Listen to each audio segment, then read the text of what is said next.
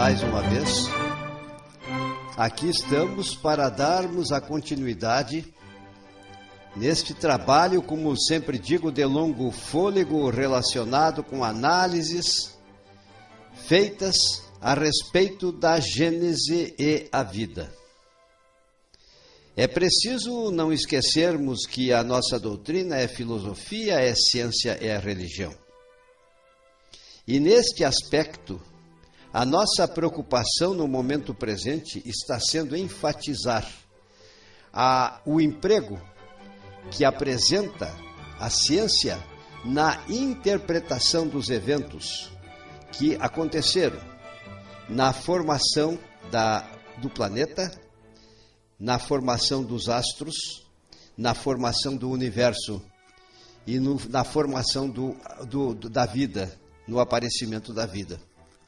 Por esse motivo, eu começo dizendo que no fluido cósmico, a presença do princípio vital como condição básica para possibilitar o surgimento da vida na matéria orgânica é uma necessidade que se impõe. Essa afirmativa somente deixará de ser verdadeira no dia em que, a partir dos compostos inorgânicos, vejam só como eu disse, inorgânicos, porque no começo dos tempos os compostos inorgânicos faziam parte da atmosfera primitiva do planeta.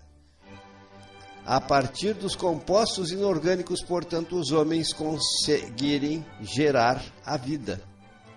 Somente neste dia é que iremos ver que não tem necessidade deste princípio que nós chamamos de princípio vital. Se considerarmos nós uma célula, na sua simplicidade, já notaremos a impossibilidade de tal realização. O homem sequer consegue constituir e montar uma célula. Se realizarmos uma recordação dos ensinamentos transmitidos no primeiro, segundo e terceiro graus na nossa carreira estudantil, em profundidades diferentes, no campo da biologia, constata-se na complexidade das estruturas existentes, na formação e fisiologia dessas células, a presença e a manifestação do dedo divino, através da ação dos seres angelicais, ou co-criadores de Deus. Hoje sabemos que antes da formação dessas unidades celulares nucleadas, as unidades desprovidas de núcleo já tinham sido feitas. Posteriormente, na sucessão do tempo, dentro da eternidade, foram constituídas as células formadas de membrana, citoplasma e núcleo, mais todas as inclusões protoplasmáticas que lhes são inerentes. E quando analisamos dentro destas células nucleadas e não nucleadas os eventos bioquímicos que acontecem nas reações metabólicas, estudos esses que constituem um imenso campo da bioquímica e também da biologia, veremos como Deus é detentor de todos os conhecimentos que possamos imaginar. Em cima dessa citação, nós vamos dizer resumidamente que a multiplicidade das ciências foram empregadas por Deus para a criação, e que criação da vida, criação do planeta, criação do cosmos, e que estas ciências vão criando uma luz cada vez maior no nosso entendimento. Então Deus, além dos outros conhecimentos, também foi bioquímico. Vejam só, e nós sabemos que tudo aquilo que acontece no organismo dos seres vivos apresenta uma natureza bioquímica. Foi quando, então, eu digo de novo, Deus foi bioquímico quando deu origem à vida e em toda a sua complexidade e magnitude.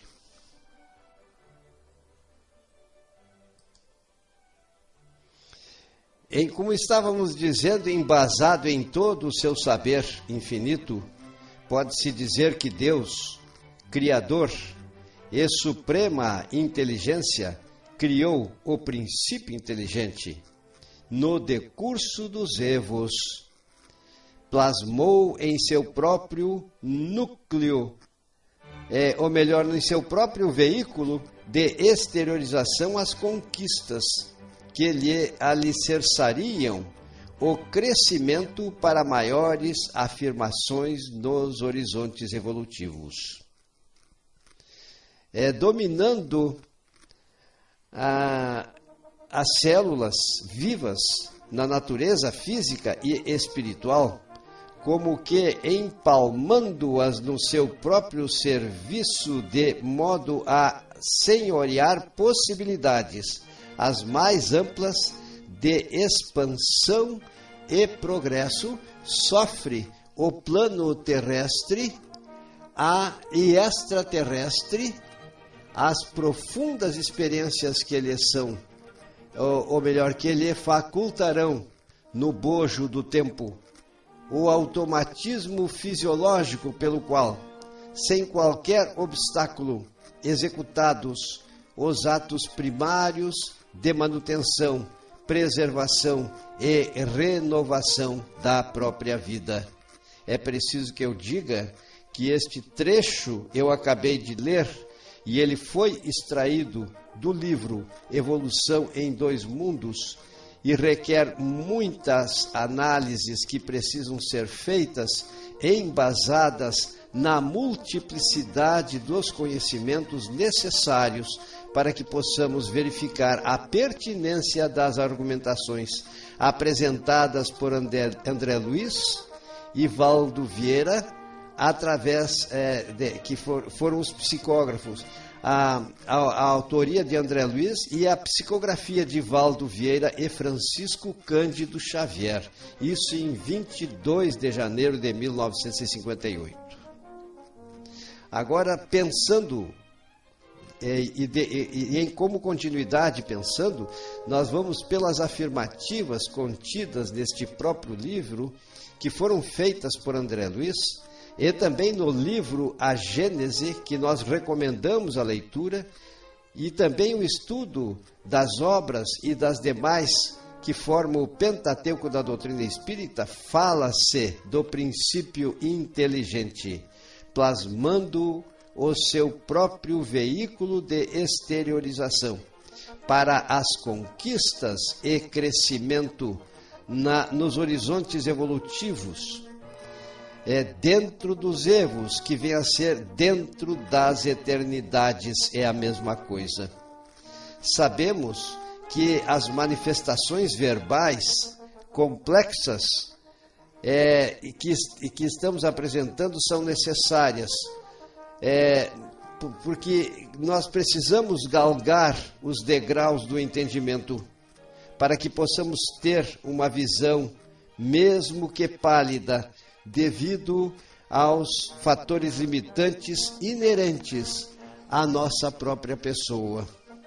Percebam bem, meus irmãos, a necessidade que temos realmente de enfrentar os conteúdos e nos apropriarmos dos ensinamentos dos demais campos científicos para que possamos entender a sabedoria de Kardec e a profundidade dos ensinamentos dados pelos espíritos que se intitulam Espírito de Verdade e que precisam ser compreendidos pelo homem, especialmente por aqueles que atingiram um grau evolutivo a partir do qual eles devem atingir as altitudes ou degraus mais altos.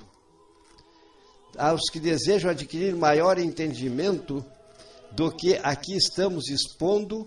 A consulta dos conhecimentos de base são necessárias no campo da física, da química, da botânica, da biologia geral, da genética, da fisiologia celular e outras ciências afins, vejam bem, que nada mais são do que os conhecimentos divinos, expressões pelas quais são concretizadas nas suas múltiplas dimensões. Percebam, meus irmãos, uma verdade que nós vamos dizer.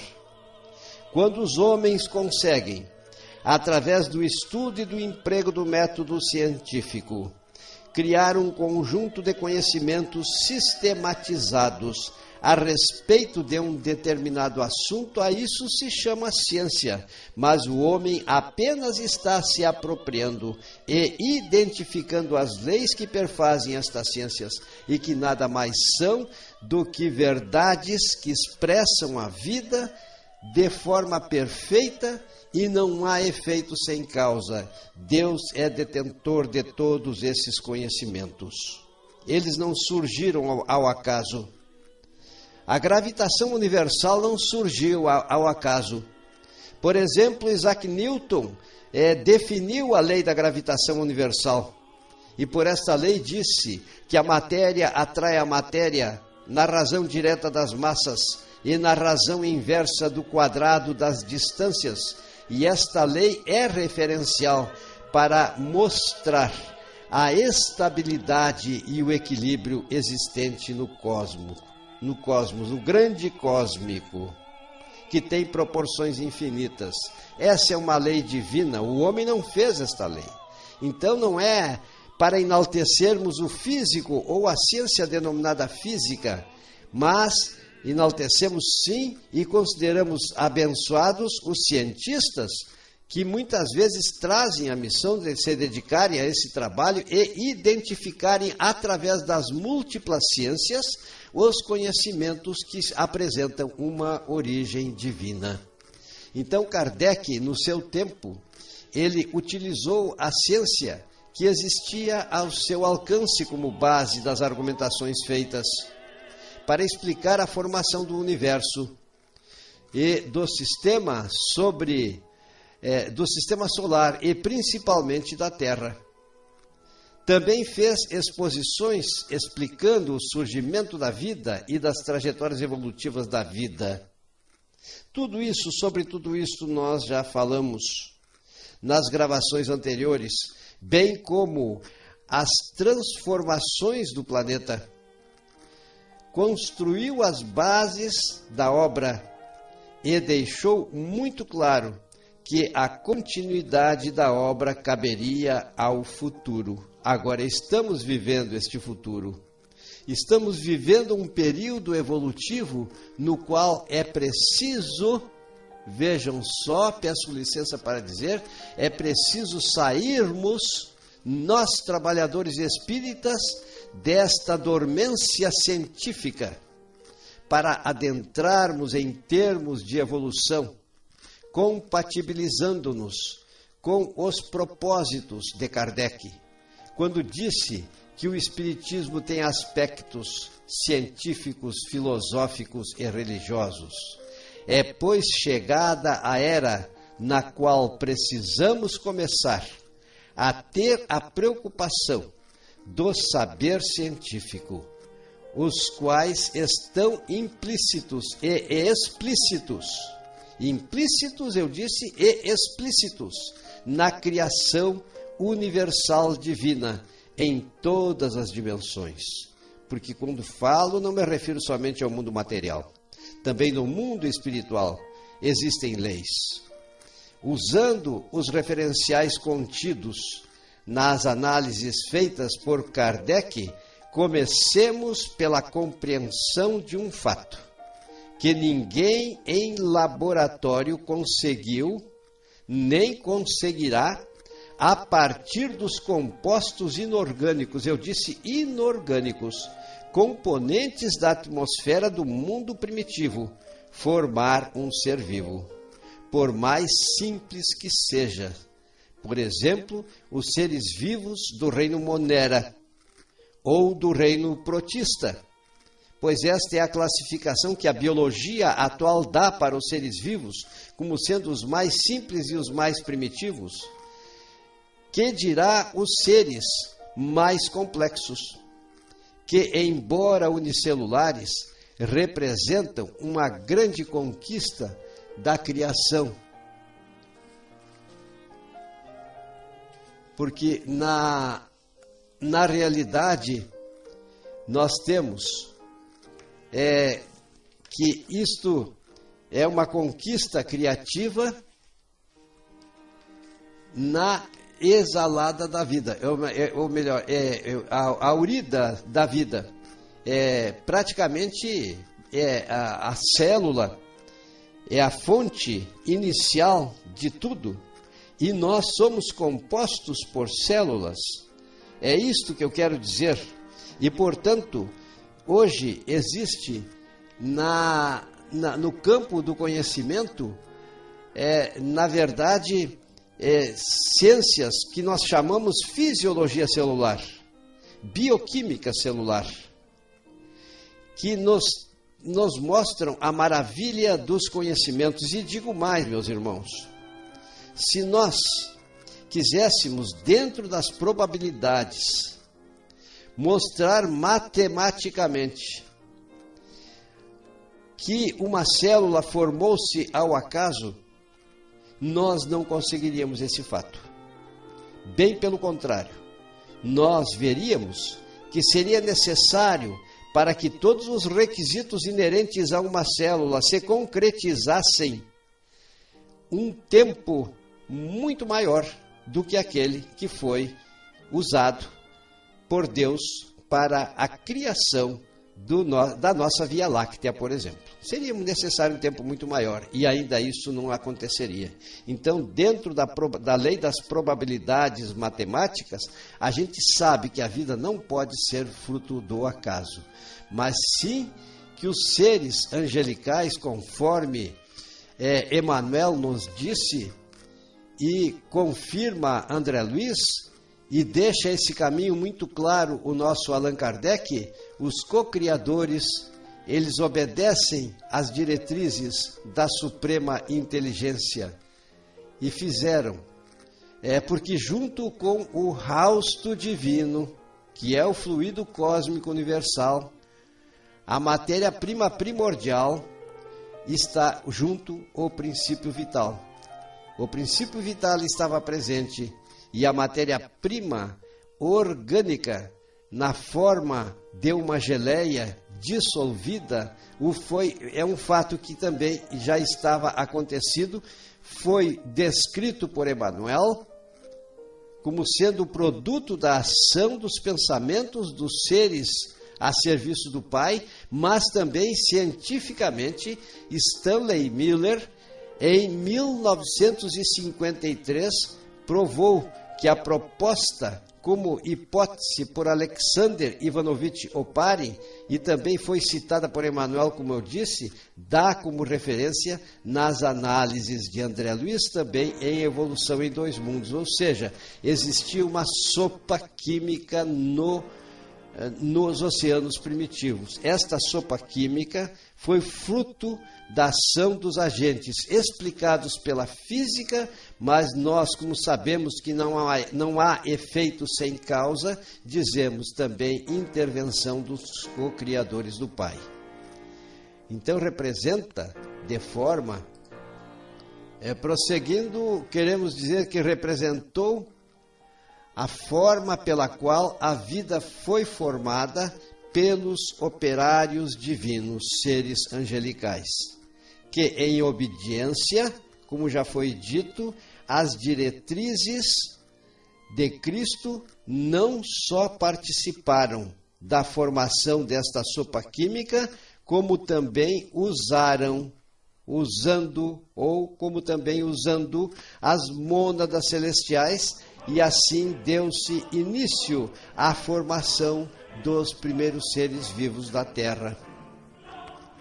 É preciso que eu diga que o aparecimento destes primeiros seres vivos verificaram-se na água dos mares primitivos. Isso é um fato também científico comprovado, além de ser um fato que nos permite formular a conclusão, porque elas se acham descritas através da psicografia de Chico Xavier no livro Evolução em Dois Mundos, que foi ditado por Emmanuel.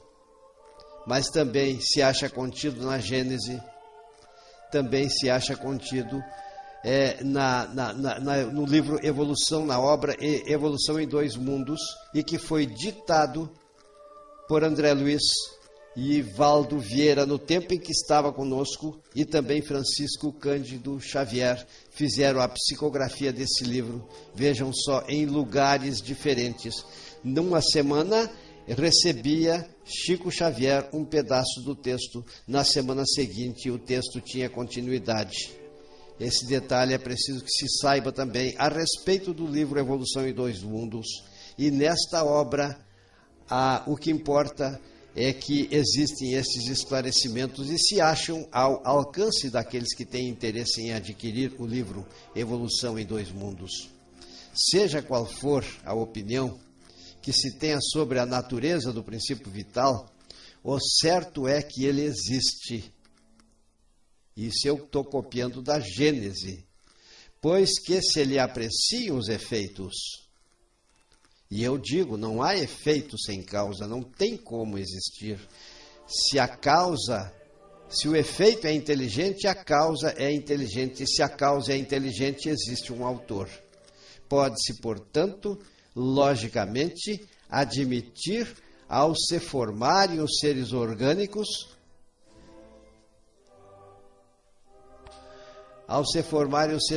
assimilaram o princípio vital, e por ser necessário a destinação deles, ou se o preferirem, que esse princípio se desenvolveu em cada indivíduo, por efeito mesmo da combinação dos elementos, tal como se desenvolvem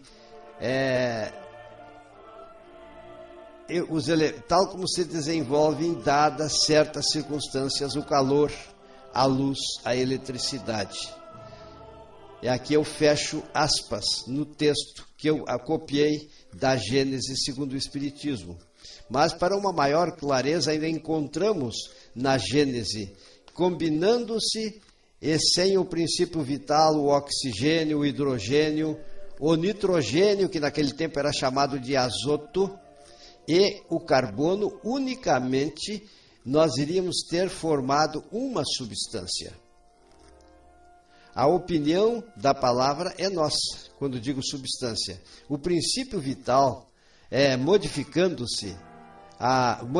a constituição molecular deste corpo, dá-lhe propriedades especiais. Em lugar de uma substância inorgânica, tem-se uma molécula de matéria orgânica.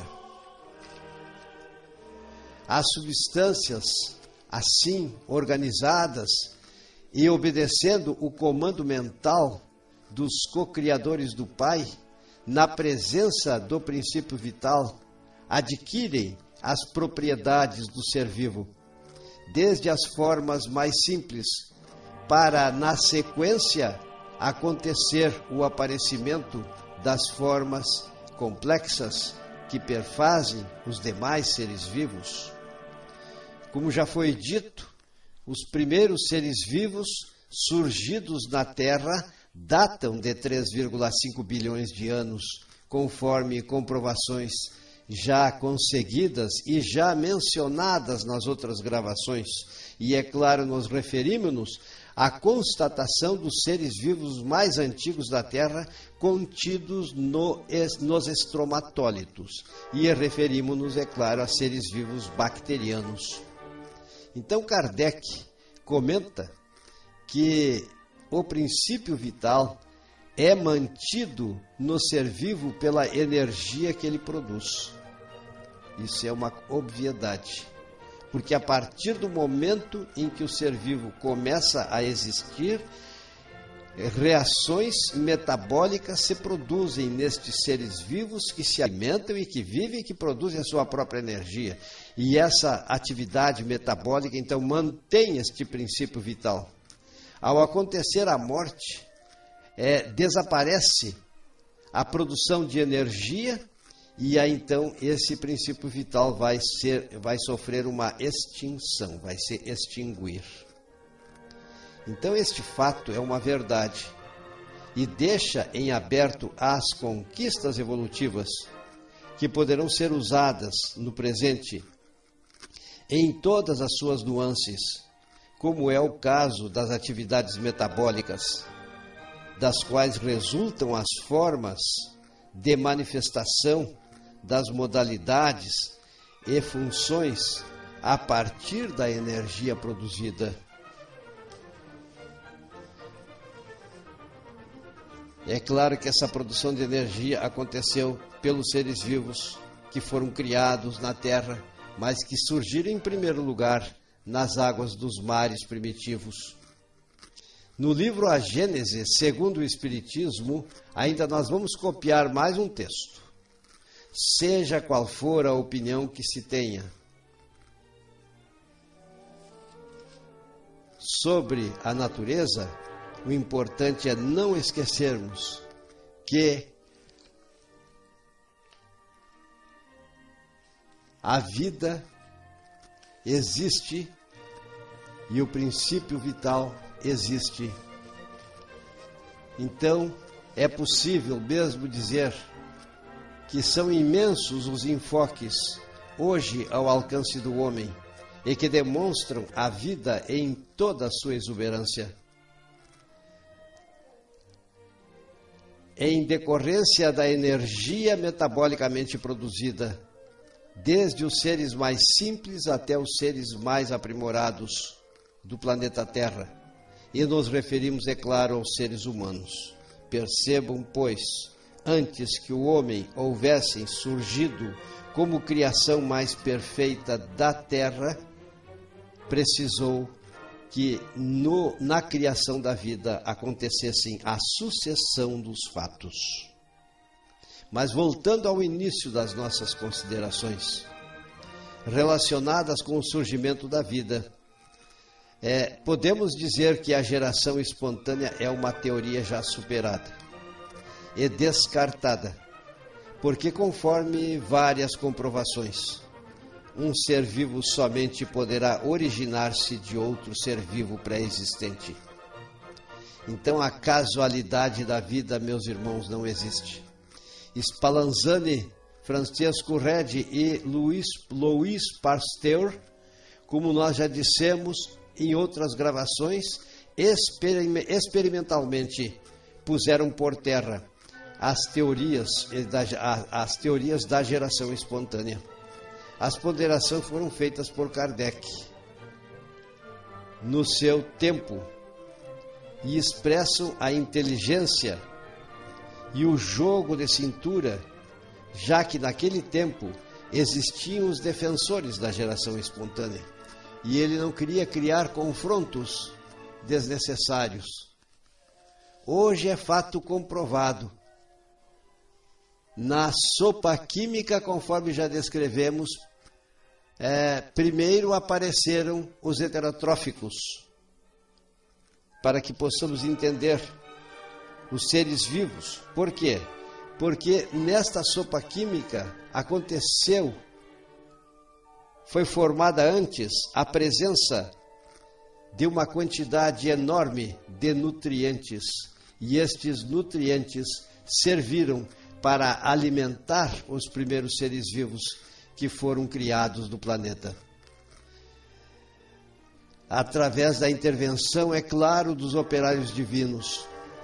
O que aconteceu, num determinado momento, houve o aparecimento das algas, e que hoje nós conhecemos como formas mutantes, porque as condições do planeta primitivo eram muito favoráveis para que as mutações profusamente pudessem acontecer, as quais começaram a sintetizar o pigmento que hoje conhecemos pelo nome de clorofila.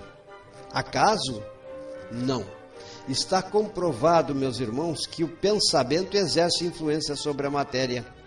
E se nós, seres humanos, nos tempos atuais, conseguimos exercer, através de comprovação, por meio de equipamentos eletrônicos sofisticados, a influência do nosso pensamento sobre a matéria, imaginem só o que não poderiam fazer estes co-criadores do Pai nos primórdios dos tempos quando a vida apareceu.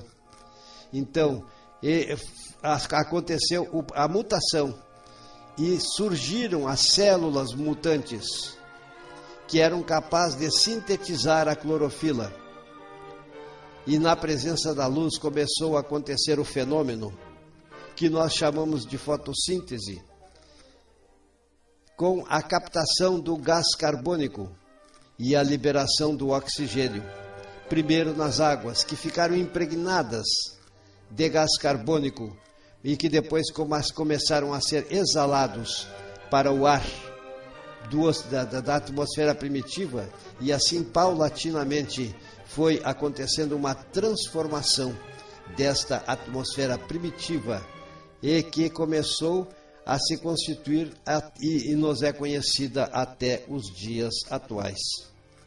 É preciso que se diga que nas águas a evolução da vida aconteceu e após a vegetação invadir a terra, porque foi isso que se verificou, começaram os anfíbios também a invadir a terra e depois os répteis, e assim dentro de bases sistemáticas, segundo Carl von Linné. A gente sabe que uma quantidade enorme de seres vivos, uns que invadiram a terra e viveram em terra firme, outros que permaneceram nas águas, mas que foram classificados por este sistemata chamado Carl von Linné.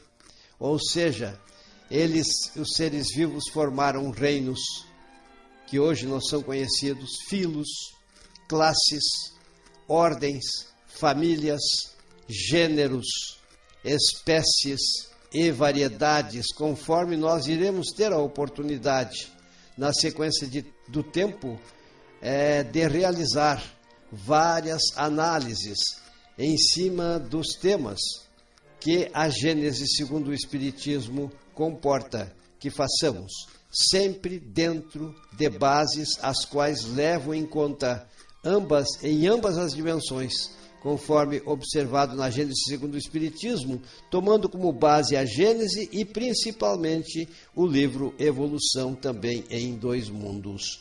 E assim, nós mais uma vez, prezados ouvintes, finalizamos as considerações que estavam destinadas a serem registradas nesta gravação.